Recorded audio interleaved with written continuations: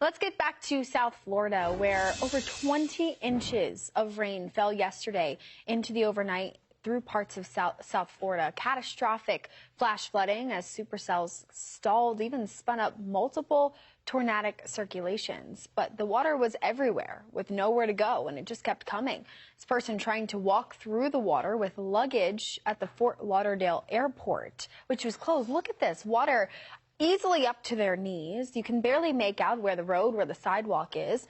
And this person even swimming in the street in Fort Lauderdale. Yeah, this is not something that I would suggest anybody wants to do. Hard to make out too, you know. Look, I think that's actually water up to the courthouse. You can see the state courthouse there. My goodness, how deep this is. Now, the city took the brunt of the storm. The airport totally shut down, asked people to stop trying to come and go. The National Weather Service says some measuring stations may have unofficially approached the all-time 24-hour state record rainfall. But more investigation is needed. We'll find out more, I'm sure, throughout the day today. Rainfall rates were astounding, up to 5 to 6 inches per hour. It went on and on and on, Britta. Flash flood emergencies finally expired at 3 o'clock this morning. Just an overall exhausting, brutal night for South Florida. I mean, usually, 1 to 2 inches of rain per hour, that's all you need for street flooding. So when you're talking about 5 to 6 inches of rain per hour, that easily gets you into structural flooding. So a lot of people that are going to have to, rip out carpet this morning, pull out the tiles, start cutting back drywall. It's a long process. So our hearts go out to you guys. Also to the cars that must have stalled out. Be careful starting them this morning. In fact, I would hold off on that until you get a mechanic to look at it. It's always best to wait at least 24 to 48 hours after your car is flooded out. Unfortunately, a lot of friends have been in that situation, so give it time. I know you are eager to get it off the roads, but don't do that. I'm Amy Freeze. Welcome to Fox Weather's YouTube page. We have more great videos on the way, so make sure to subscribe to stay updated on all things weather. After months of speculation, finally confirmation this morning that Prince Harry will attend the coronation of his father, King Charles, but Meghan Markle will not be by his side. Europe's correspondent Edward Godfrey is following the story this morning. Edward, good morning to you. Buckingham Palace confirmed the RSVP.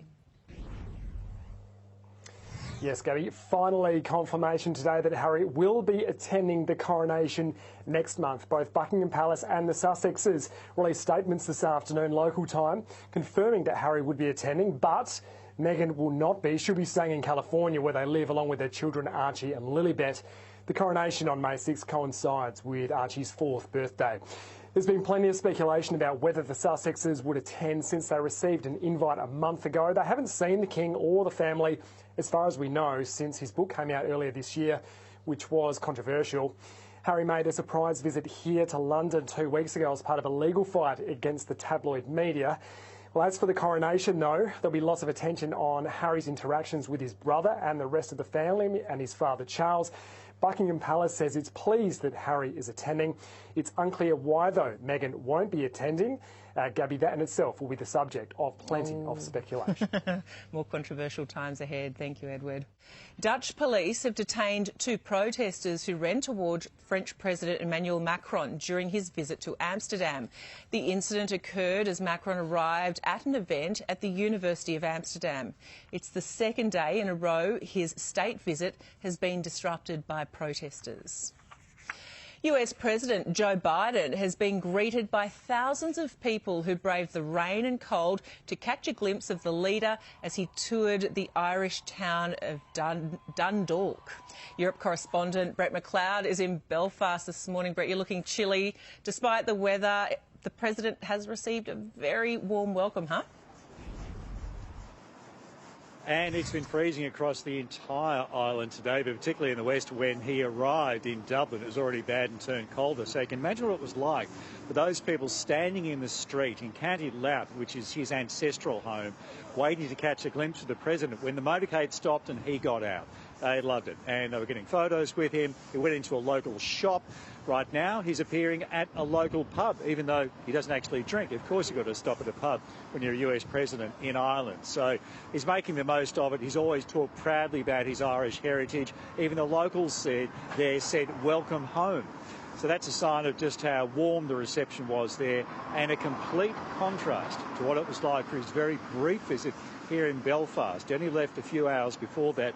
There was no motorcade with him jumping out greeting people. He was just driving through the streets from one appointment to another. The main one was to deliver a speech at Belfast University in commemorating the 25th anniversary of the Good Friday Agreement. And there's been a political deadlock here, which has meant there's been no functioning government in Northern Ireland for over a year. He urged them to get things done. An effective, devolved government that reflects the people of Northern Ireland and is accountable to them.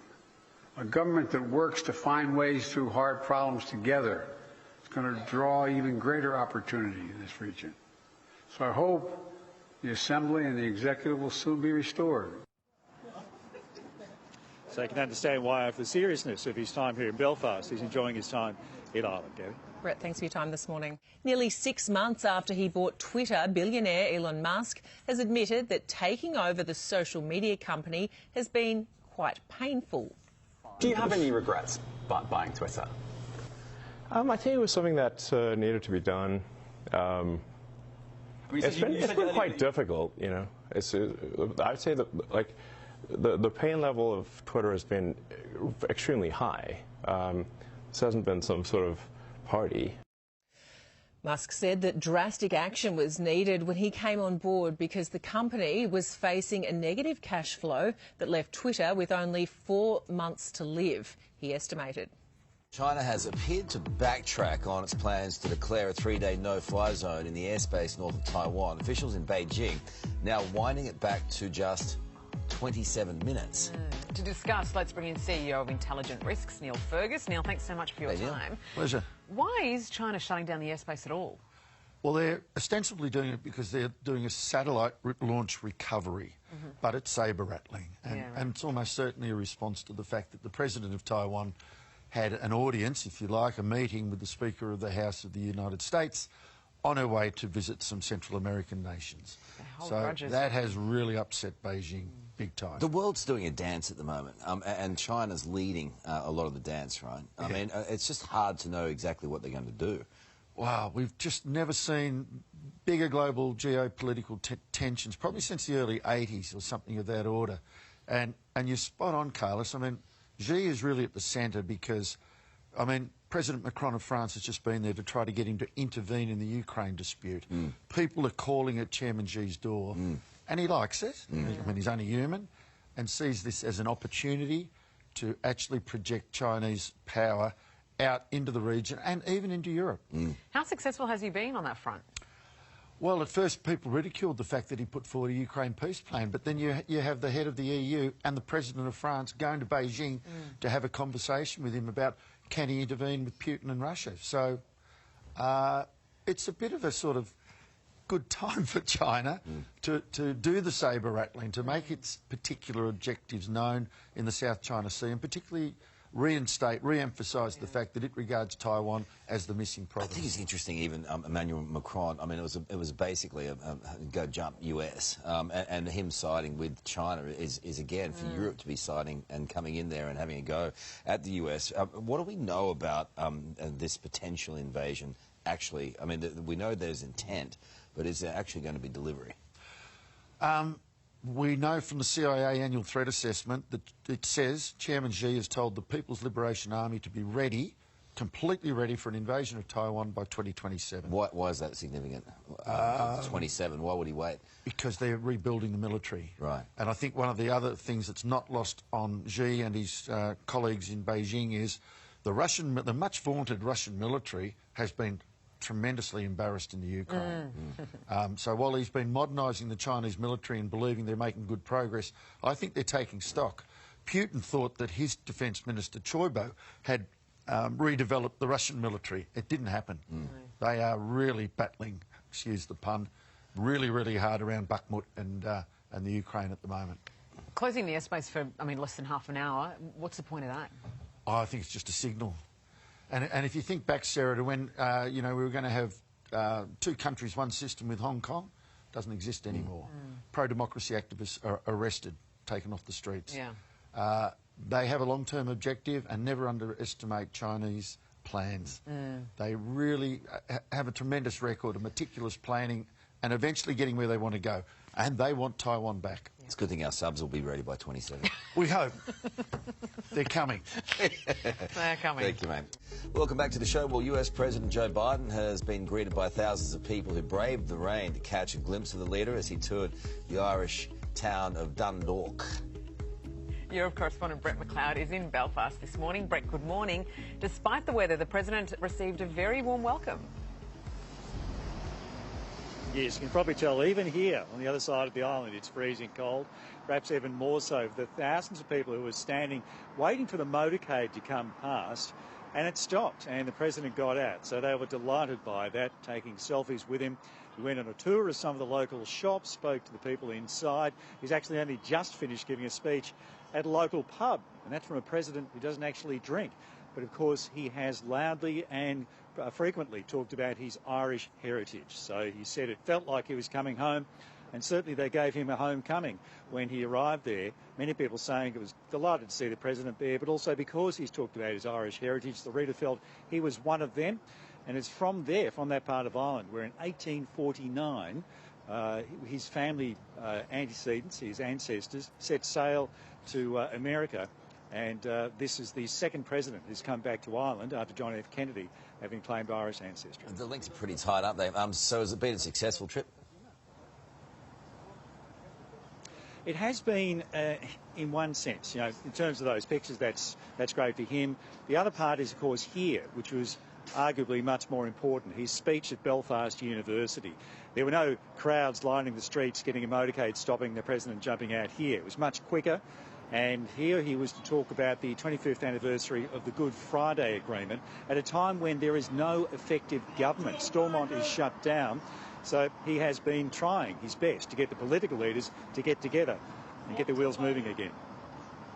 An effective, devolved government that reflects the people of Northern Ireland and is accountable to them.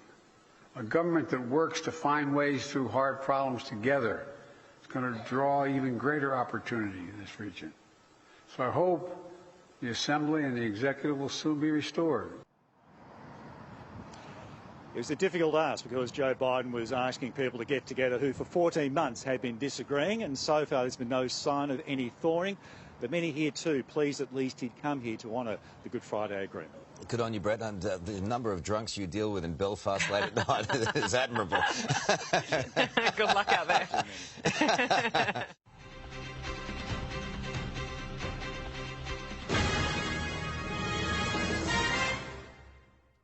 President Biden is visiting his ancestral home this week. After a brief stop in Northern Ireland to commemorate the 25th anniversary of the Good Friday peace agreements, he traveled to the Republic of Ireland. Mr. Biden spent Tuesday touring a castle in the part of Ireland his family hails from. He also visited the town of Dundalk to meet residents and make a pit stop at a local pub. The Irish are the only people in the world, in my view, who actually are nostalgic about the future. Think about it. We're nostalgic about the future. I think we all are, no matter where we live, if we have Irish blood in us. CBS News senior White House correspondent Weijia Zhang is traveling with the president, and she joins us now from Dublin. Weijia, good to be with you here. Have the residents in Ireland been excited to see President Biden? What's the reaction been? Chris, it's great to see you too. Well, if you saw the images today in the video of the president meeting with thousands of people who waited on the streets for hours in the frigid cold, you might think that you were seeing a Hollywood star or the equivalent here in Ireland. He is no doubt getting the celebrity treatment, and he was basking in it because, as you mentioned, he has such deep Irish roots, and it's something he's talked about extensively already on this trip. He said that, being here, he couldn't understand why his ancestors ever left because it is so beautiful. There are signs everywhere to say welcome home, and that certainly is what it feels like, a homecoming for this U.S. president. So I think the reception has been very clear, speaking for itself, that people are certainly very excited just to get a glimpse of him and those lucky few who had a chance to hear him speak at that pub as he reinforced his love of his homeland. Mr. Biden will meet with the president of Ireland Thursday. Do we know what the focus of that meeting will be? Yeah, Chris, so I think this will be an extension of the meeting that he had at the White House with the Taoiseach of Ireland, Leo Varadkar, who will also be talking with the president tomorrow, along with the Irish president, Michael Higgins. And no surprise that they will talk about the Russian war in Ukraine, as Ireland is hosting some 80,000 refugees here from Ukraine. Of course, Ireland is also a member of NATO, so they will talk about the Defense Alliance and their commitment to do that. But I think the main objective of this trip is to reinforce the belief and the commitment in the 25th anniversary of the Good Friday Agreement. The president spoke at length about that today, about how that peace accord meant so much more than peace because it is necessary for economic prosperity. And so we expect they will talk about that as well. The president will address the Irish Parliament in addition to having those meetings before a formal gala here in Dublin. So he has a packed day, and then he will head to another part of Ireland to visit distant relatives and to trace his genealogy because he wants to make sure, Chris, that he is in fact Irish. Sounds like a busy trip there. Weijia Zhang for us in Dublin. Weijia, thank you very much. You're welcome.